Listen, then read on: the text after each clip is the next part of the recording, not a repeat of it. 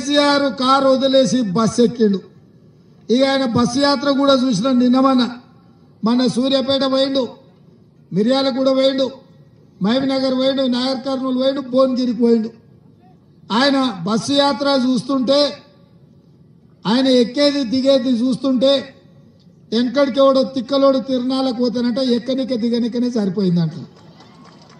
KCR bus యాత్ర కూడా నలుగురు వాటి ఎక్కియాలి, ముగ్గురు వాటి దించాలి. ఆయనను ఏం పని మీద పోయినో ఆయనకే తెలుస్తలేదు, నన్ను తిట్టుకుంటే తిరుగుతుండు.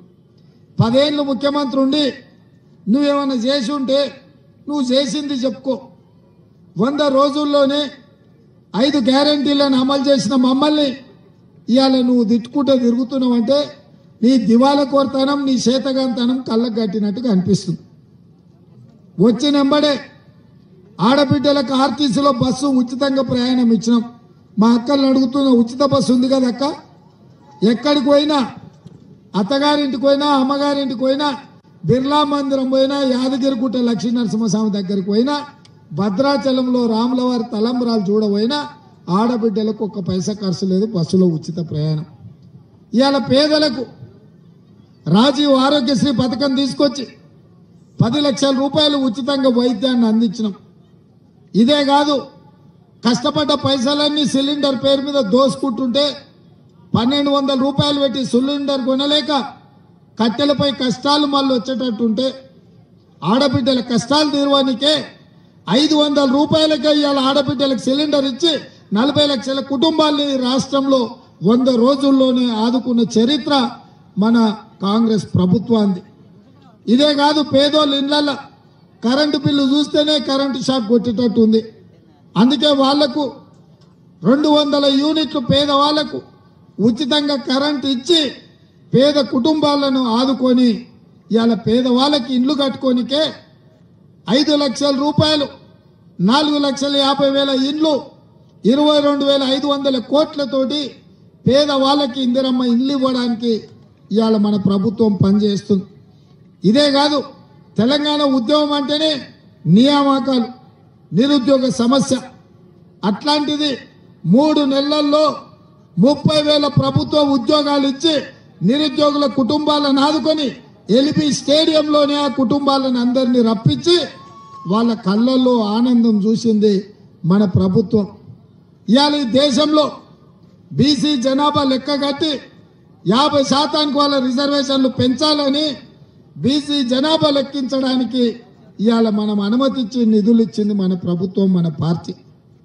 మనం ఇట్లా మంచి పనులు చేస్తుంటే మన బీజేపీ నుంచి ఈటెల రాజేందర్ ఇవాళ మల్కాజ్గిరిలో ఓట్లు అడుగుతుండు.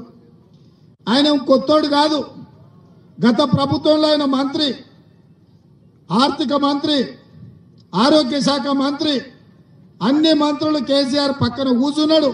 కేసీఆర్తో పాటు తెలంగాణలో జరిగిన అన్ని దుర్మార్గాలకు ఈటెల రాజేందర్ కూడా కారణం కాదా?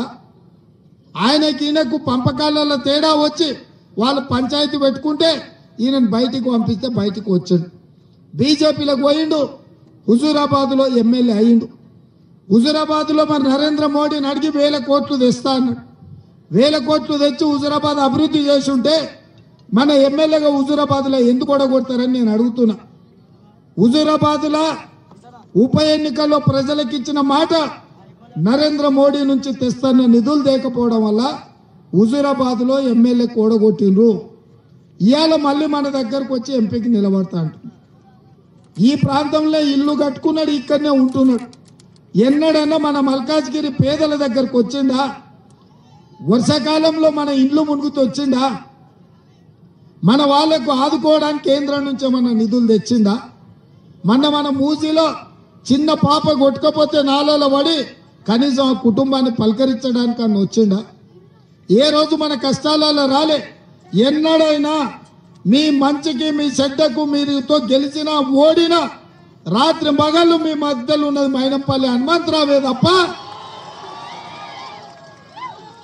సొంత పైసలు కోట్ల రూపాయలు ఖర్చు పెట్టి తన నియోజకవర్గంలో అభివృద్ధి చేసిన నాయకుడు ఎవరని రాష్ట్రంలో ఉన్నారంటే మీ మల్కాజ్గిరి ప్రాంతానికి మీ మాజీ శాసనసభ్యులు మైనంపల్లి హనుమంతరావు గారు.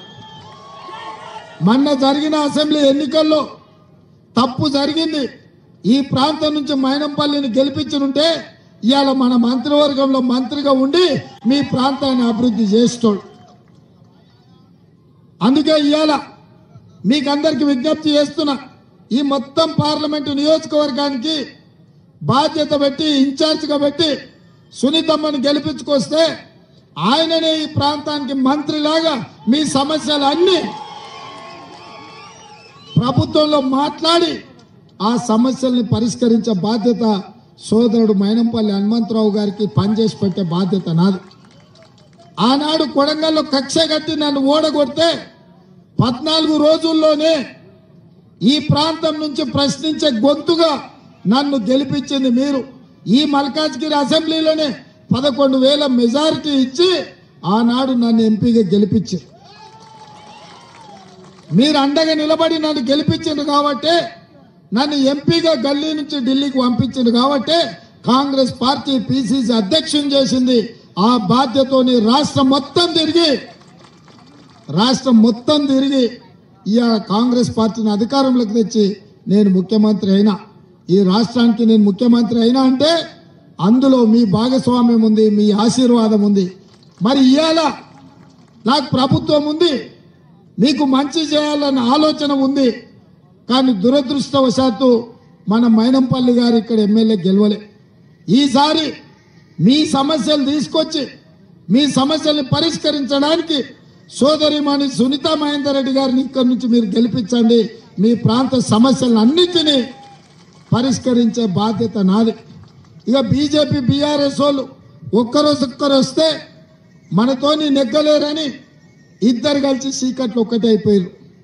ఇద్దరు కలిసి మాట్లాడుకొని ఇవాళ బీఆర్ఎస్ వాళ్ళు బిడ్డ బెయిల్ కోసము బీజేపీని గెలిపిస్తామని ఒప్పందం చేసుకున్నారు.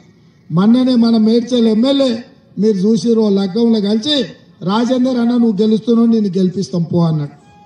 నేను అడుగుతున్న కేటీఆర్ మీకు తెలియకుండా మేడ్చల్ ఎమ్మెల్యే మాట అంటే మీరు షోకాజ్ నోటీస్ ఎందుకు ఇవ్వలేదు, మీ పార్టీల నుంచి ఎందుకు బహిష్కరించలేదని నేను అడుగుతున్నా. మీ ఒప్పందాన్ని మేడ్చల్ ఎమ్మెల్యే బట్టబయలు చేసింది. అందుకే ఈరోజు నరేంద్ర మోడీ గారు ఉద్యోగాలు ఇస్తా అన్నాడు, పేదోళ్ళ ఖాతాల 15 లక్షలు వేస్తా అన్నాడు, మన ప్రాంతాన్ని అభివృద్ధి చేస్తా అని మాట ఇచ్చిండు. కానీ బయ్యారం ఉక్కు కర్మాగారం మనం ఇస్తే రద్దు చేసింది, రైల్వే కోచ్ ఫ్యాక్టరీ ఇస్తే రద్దు చేసింది, ITIR కారిడార్ మనం ఇస్తే రద్దు చేసింది. మన ప్రాంతంలో మల్కాజ్గిరిలో ROBలు RUBలు కట్టకపోవడం వల్ల గంటల కొద్దీ రైలు వస్తే మనం నిరీక్షించాల్సి వస్తుంది. మీకు అందరికీ ఆ కష్టాలు తెలుసు కదా. 10 ఏళ్ళు ప్రధానమంత్రికి ఉన్న నరేంద్ర మోడీ అనా పైసా పని చేయలే. ఇవాళ సికింద్రాబాద్ నుంచి జూబ్లీ బస్ స్టాండ్ నుంచి మెట్రో రైలు మనకు మేడ్చల్ వరకు కావాలని మా మిత్రులు అడుగుతున్నారు. మరి ఇవన్నీ జరగాలి అంటే కాంగ్రెస్ పార్టీ గెలవాలి. 10 ఏళ్ళు కేసీఆర్ను చూసిండ్రు, కేసీఆర్ చేసిన మోసానికి బండకేసి కొట్టారు. 10 ఏళ్ళు మనం మోడీని కూడా చూసినాం కదా.